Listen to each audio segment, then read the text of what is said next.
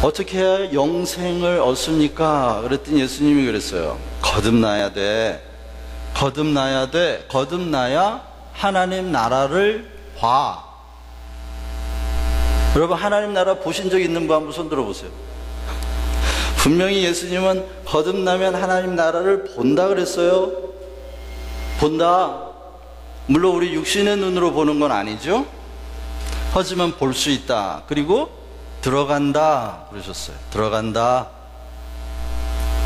자, 여러분, 들어가는 일은 종말론적으로 맨 끝에 들어가는 일이라고 칩시다.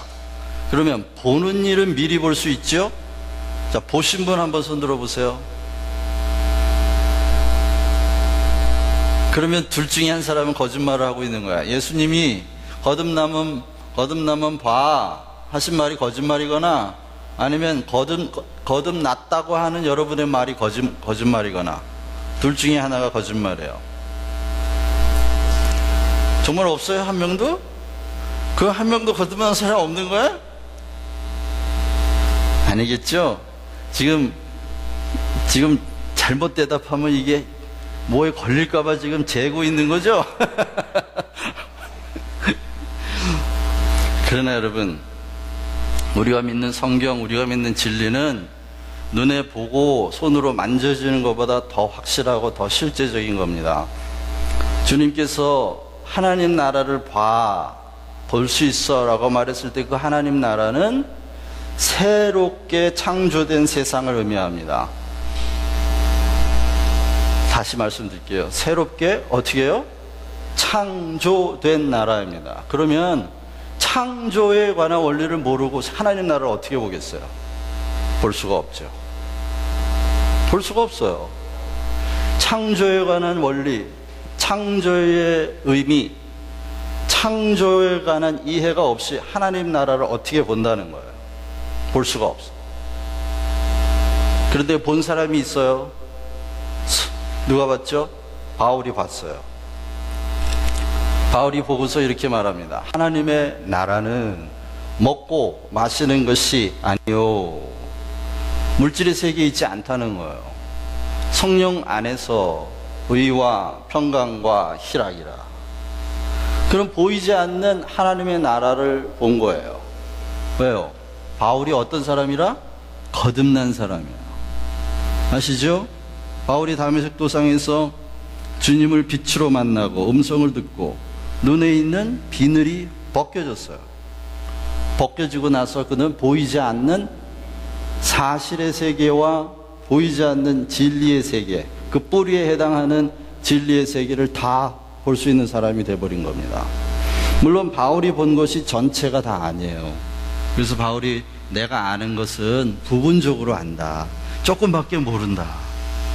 그러나 그날이 오면 완전하게 다 알게 될 거다. 우리의 지식이 완성이 될 거다. 말을 했습니다. 예, 부분적이지만 창조에 관하여 눈이 뜨지 않으면 하나님 나라를 볼 수 있는 특권은 없습니다. 그러고 나면 주님이 너 거듭나야 돼. 거듭나야 하나님의 나라를 봐 라고 말씀하셨을 때 주님의 의도는 더 깊은 곳에 있는지 모릅니다. 곧 새 창조의 비밀, 새 창조의 비밀에 대하여 눈을 떠야, 그래야 하나님 나라를 보고 하나님의 나라를 들어간다는 것입니다. 그러니 여기까지만 얘기해도 여러분들이 얼마나 많은 교인들, 소위 교인들이 거듭남이 없이 거듭났다 치고 구원받은 사실이 없이 구원받았다 치고 신앙생활에 몰입하고 있는지 여러분 잘 아실 겁니다. 이 말은 그냥 드리는 말씀이 아니에요. 제가 브라질 오기 전에 한국에 있는 그 한국제자훈련원이라는 곳에서 10년 동안 사역을 했습니다.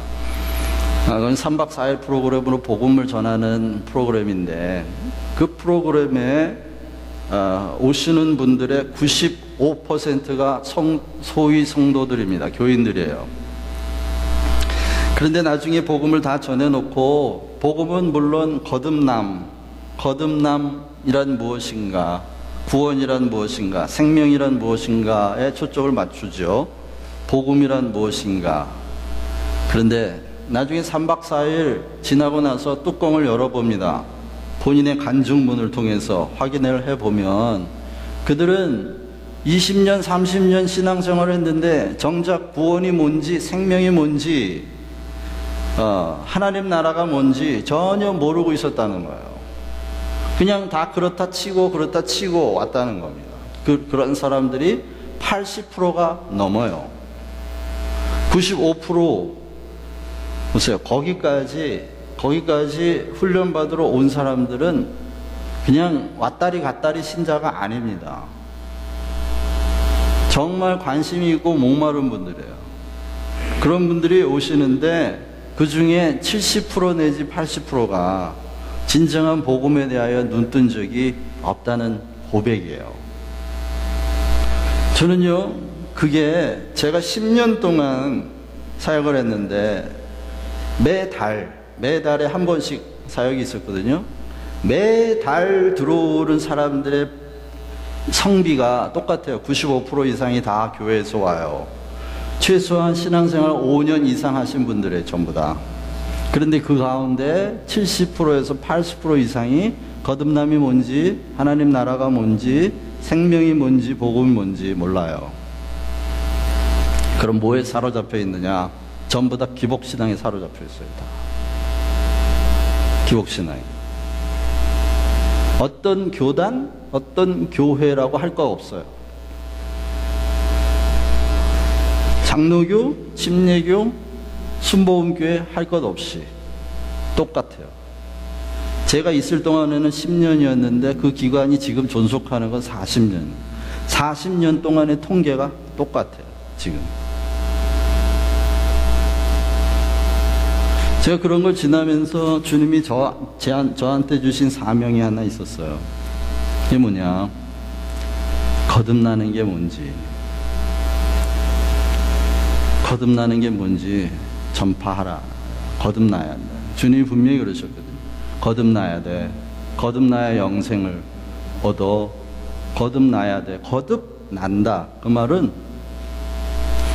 헬라어 원문에 의하면 위로부터 난다. 그런 뜻이에요. 하나님께로부터 난다. 모든 사람은 다 땅에서 나잖아요. 그런데 예수님은 하늘에서 났다. 그 말씀하시죠? 하늘에서 오셨다. 다시 말하면 모든 사람은 다 땅에서 나지만 하늘로부터 예수님을 통해 하나님 아버지로부터 낳는 경험이, 나아지는 경험이 다시 있어야 된다는 겁니다. 이걸 제가 한 번도 이건 내가 평생의 내 사명이구나 이렇게 구체적으로 문자적으로 생각해 본 적은 없어요. 그런데 시간을 지나면서 주님이 저에게 맡겨주신 사역들이 계속 그런 내용들이었더라고요. 지나보니까 어쩔 수 없이 제 운명이라고 받아들이고 이런 일을 하고 있지만 꼭 그리고 교회 안에서 해야 할 일이 제가 지금 말씀드린 것처럼 거듭남에 대해서만 말하는 게 교회의 사역의 전부는 아니에요. 그리고 이런 사역이 기독교 사역의 전체도 아닙니다. 부분이에요. 아주 부분이지만 그러나 이 시작이에요. 진정한 신앙생활을 시작하게 만들어주는 사역. 시작이 없다면 끝이 어디 있고 시작이 없다면 성장이 어디 있겠습니까? 그렇죠. 그래서 너무나 중요한 일입니다. 제가 창조에 관하여 주님 앞에 기도하고 이것을 준비할 때도 기존의 다른 신학책이나 주석이나 또 이런 것들을 제가 읽고 준비하는데 써보려고 많이 애를 씁니다. 그런데 주님이 저한테 경험시킨 그 10년 동안의 경험, 그리고 이 성도들의 영적인 현실, 이것을 심각하게 여기고 쓴 책들은 별로 없습니다. 없습니다. 그게 참 안타깝습니다. 다시 말하면 저 같은 사람이 사역을 하는 사역자가 참고할 만한 책이 별로 없다는 거예요. 제가 그분들 학자나 다른 분들의 신앙을 우습게 여겨서가 아닙니다. 다시 말하면 제가 그분들을 존경하지 않고 그래서가 아닙니다. 배우고 싶어요, 저도. 그런데 이 부분에 깊이 눈을 뜨고 써놓은 책들이 거의 없습니다.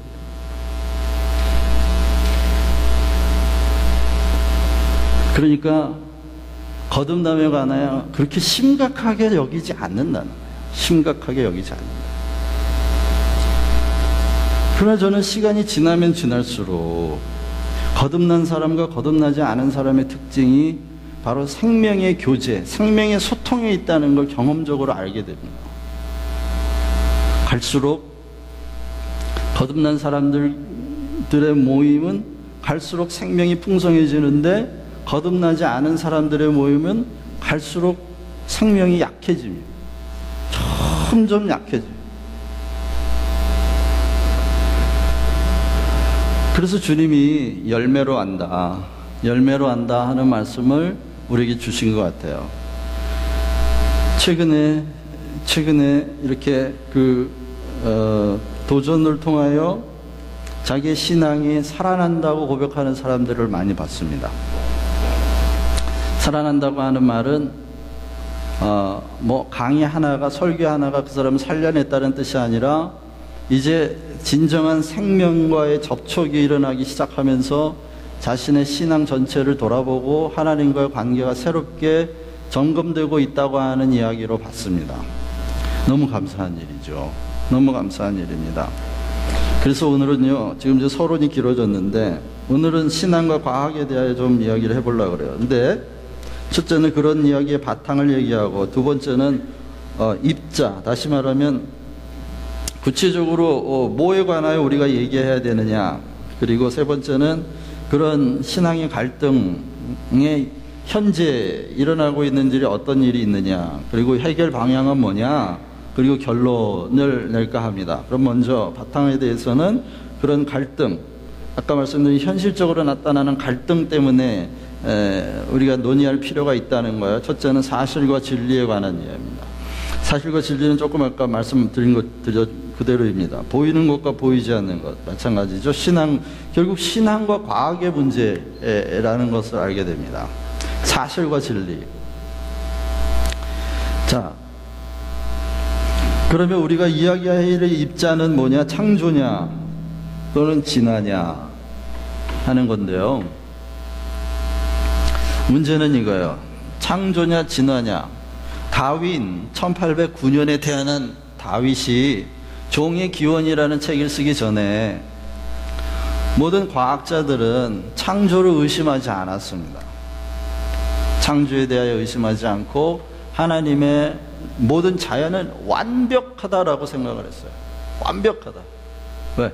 완벽하신 하나님이 창조하셨으니까 자연 자체는 완벽해. 그렇게 믿었는데 다윈이 한때는 이 사람이 다윈의 아시죠? 종의 기원이라는 책에는 커다랗게 두 가지 이론이 있어요. 하나는 적응 이론, 하나는 선택 이론이라는 게 있는데, 적응 이론이라는 건 뭐냐면